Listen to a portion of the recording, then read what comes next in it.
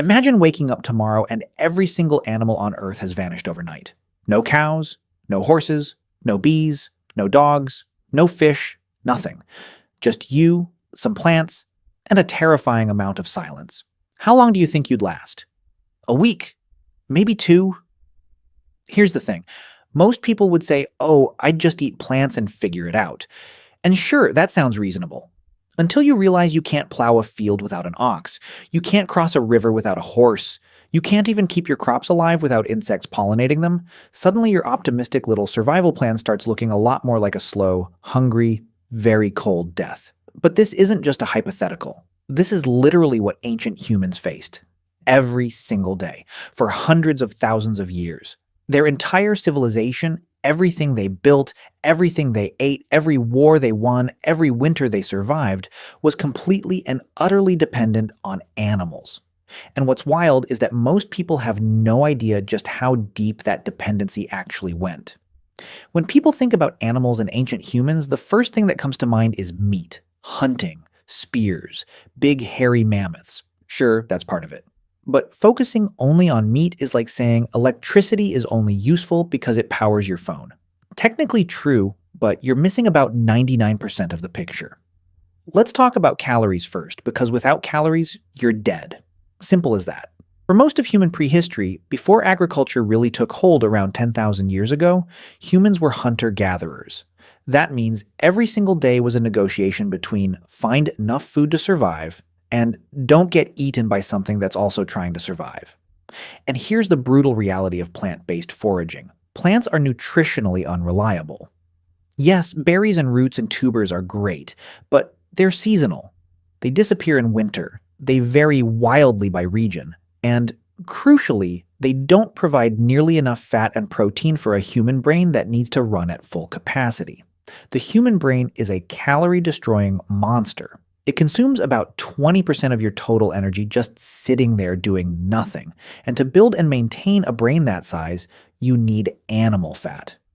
Researchers who study prehistoric diets have found that the dramatic expansion of the human brain, the thing that made us, is directly correlated with increased animal consumption. Hunting wasn't just a hobby, it was the biological fuel for human intelligence itself. And then there's the fat question. Fat is not just a macronutrient. For ancient humans, fat was survival currency. When winter came and temperatures dropped and plant life died, the only reliable calorie-dense food source available was animal fat. A single large kill, a bison, a mammoth, a deer, could provide enough calories and fat to sustain a group of humans for days or even weeks.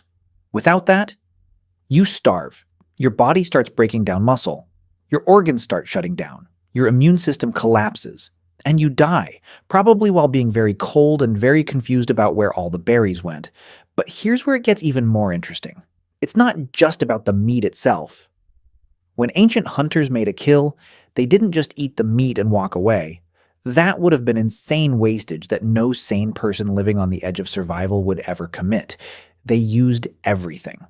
Bones, smashed open for marrow, one of the most calorie-dense foods that exists in nature. Bone marrow is basically nature's butter, rich, fatty, incredibly nutritious. And there's evidence that early humans were cracking open animal bones for marrow long before they even had sophisticated tools, like hundreds of thousands of years ago. Hides? That's clothing, that's shelter, that's bags for carrying things. Without animal hides, you cannot survive a winter in most of the northern hemisphere. You cannot insulate yourself sufficiently with plant material alone. Leaves are not a coat. Bark is not a blanket. Ancient humans knew this. Modern humans wrapped in their tech fabric puffer jackets have largely forgotten it. Sinew and tendons? That's rope. That's bowstring. That's the thread that holds your clothing together. Without animal sinew, you can't make a bow. Without a bow, your hunting range drops dramatically. Without hunting range, your food options collapse. It's a cascade. Stomach. And bladder, water containers, cooking pouches. Ancient humans figured out incredibly early that you could fill an animal's stomach with water and use it to transport liquid over long distances. You could drop hot stones into it to boil food. This wasn't cooking. This was engineering. Bones themselves, tools. Needles made from bird bones, hooks made from fish bones, blades made from animal ribs. Some of the most sophisticated early tools humans ever made were not stone. They were bone. Stone tools get a lot of press, but the bone tools, criminally underrated. Fat from animals, fuel for lamps.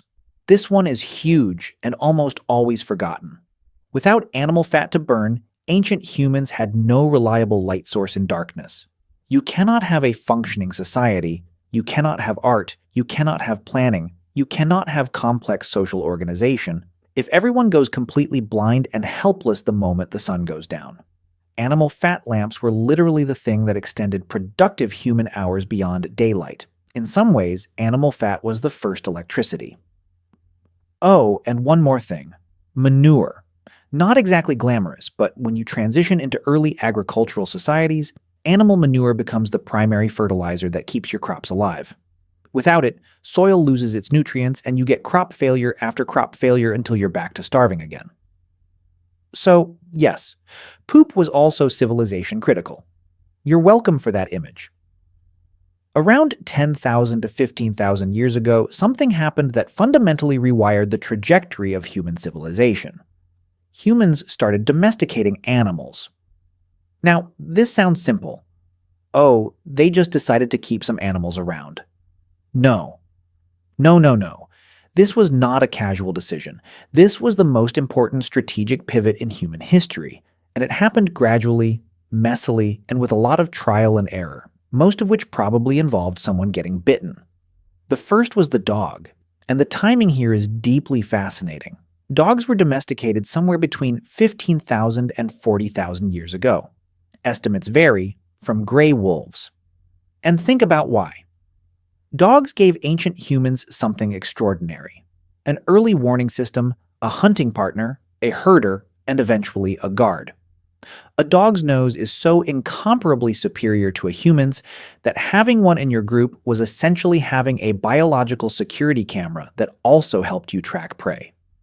The groups that had dogs were immediately, dramatically more effective at surviving than the groups that didn't. Then came goats and sheep, around 10,000 years ago. Goats are the ultimate survival animal, by the way.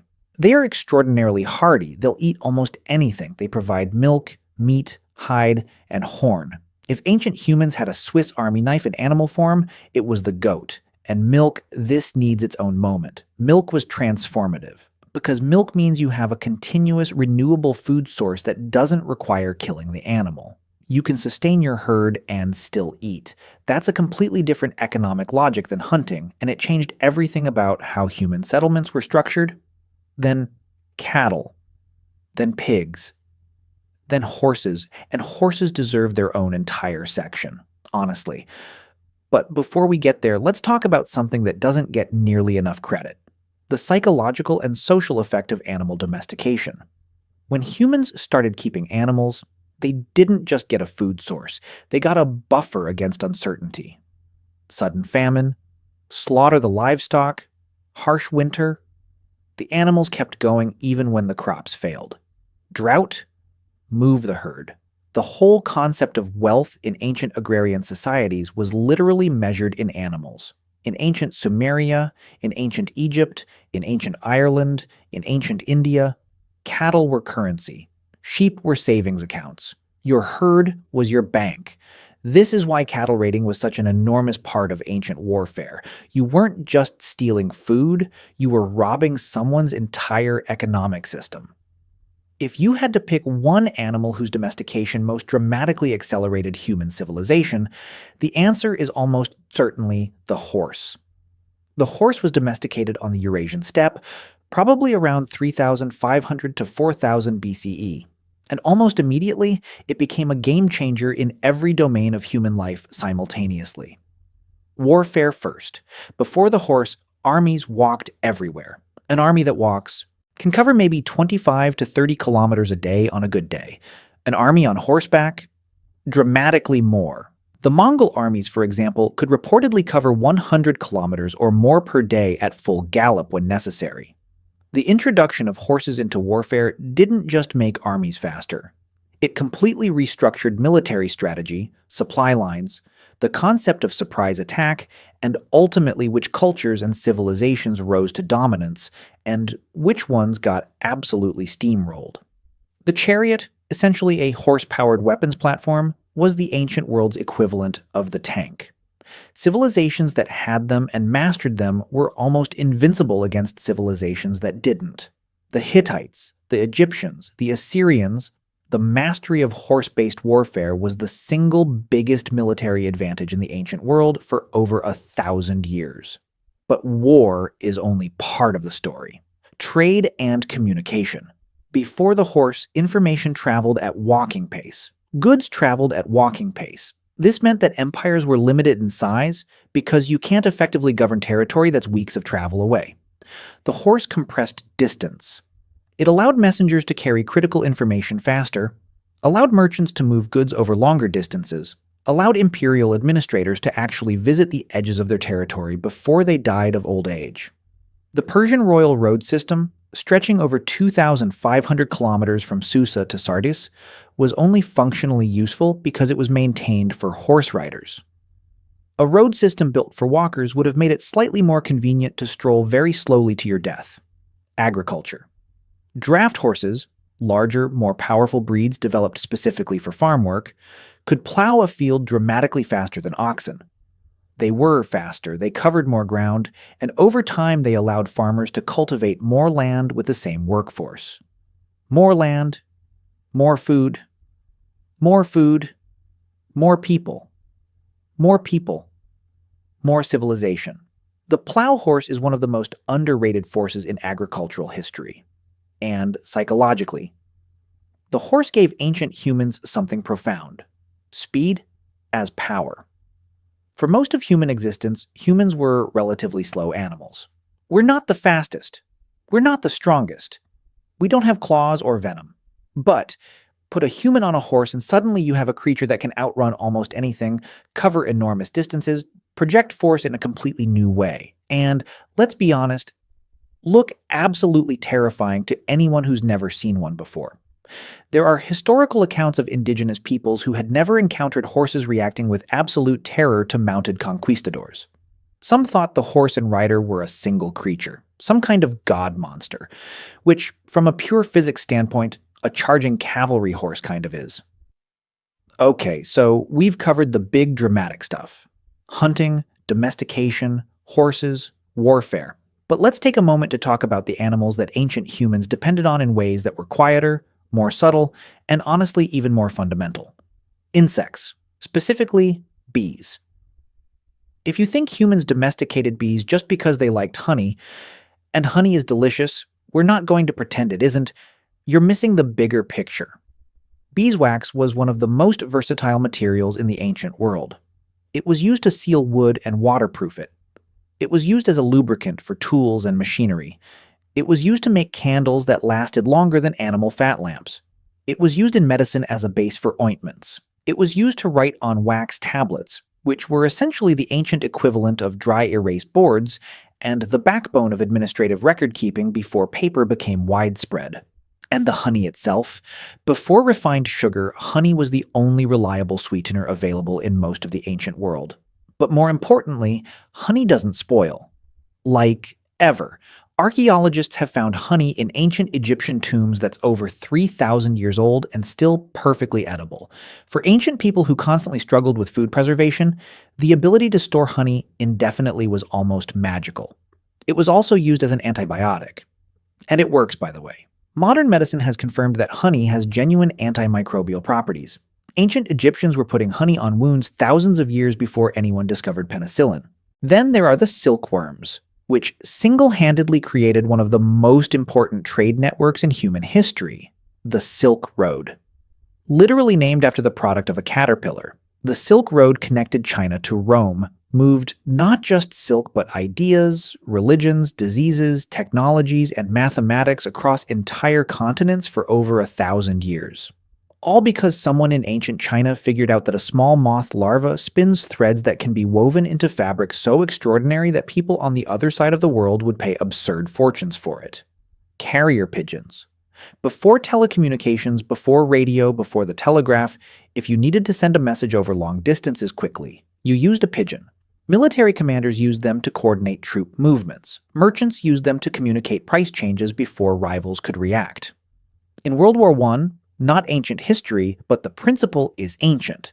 Carrier pigeons saved entire battalions by delivering messages when all other communication had broken down. One pigeon named Cher Ami famously delivered a message that saved nearly 200 trapped American soldiers despite being shot through the chest during the flight. A bird saved 200 people just doing its job. Oxen and donkeys. Unglamorous. Largely ignored in popular history.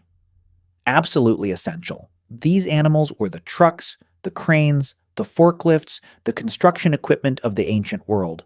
Every pyramid block that was moved, every harvest that was carried to the granary, every heavy timber that was dragged to build a ship or a house or a temple, all of it was powered by these animals. The entire physical infrastructure of ancient civilization was built on their backs, literally. And now here's the part that most people don't think about. Ancient humans didn't just use animals. They worshipped them. And that's not a coincidence. When your survival is completely dependent on something, you don't just respect it, you elevate it. You mythologize it. You make it sacred. The ancient Egyptians had gods with animal heads, Anubis with the jackal's head, Horus with the falcon's head, Sobek with the crocodile.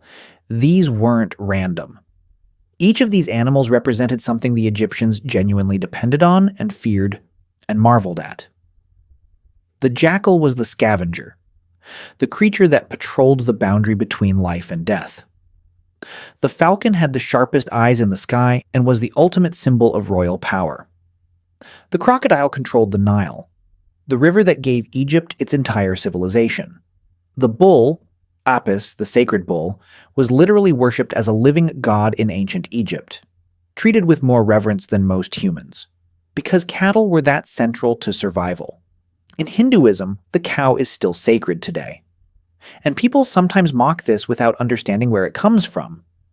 In ancient agrarian India, a cow was not just a food source. It was a milk machine, a manure factory, a plow engine, and a sacred symbol of abundance all in one. Killing a cow was economically irrational, like burning down your house to stay warm for one night. The religious protection of cattle was, at its root, a very rational economic policy dressed in spiritual clothes. The Norse had Odin's ravens, Hugin and Munin, thought and memory, who flew across the world every day and brought back information. A mythological surveillance network made of birds. In a culture where information and intelligence were survival tools, of course the gods used ravens. The Native Americans of the Great Plains had the buffalo at the absolute center of their spiritual and material world. The buffalo provided food, clothing, shelter, tools, fuel, and spiritual meaning simultaneously. When the buffalo were systematically slaughtered by settlers in the 19th century, tens of millions killed in just a few decades, it wasn't just an ecological catastrophe. It was a deliberate act of civilizational destruction, targeting the single animal that an entire culture depended on for everything. Animals weren't just resources in the ancient world, they were mirrors, they were metaphors, they were partners, they were gods. And the fact that humans elevated them to that status tells you everything you need to know about how dependent on them we truly were. We live in a world now where most people are genuinely disconnected from this reality. Your food comes wrapped in plastic from a supermarket. Your clothes are synthetic. Your light comes from a wire in the wall. You can go your entire life without ever directly depending on an animal for your survival. But that disconnection is new. Incredibly new. Like, embarrassingly recent in the timeline of human history. For over 300,000 years of Homo sapiens existence, every single one of your ancestors was in a direct, daily, life-or-death relationship with the animals around them. The knowledge of how to track prey, the skill of reading animal behavior, the understanding of which parts of an animal to eat, how to preserve the meat, how to tan the hide, how to render the fat. This wasn't trivia. This was the curriculum of staying alive. And here's what's genuinely worth sitting with. Every time you've ever been comfortable, Every time you were warm, every time you weren't hungry, every time you had enough calories to think clearly about something beyond immediate survival. You were standing on the shoulders of a relationship between humans and animals that goes back further than language, further than art, further than civilization itself.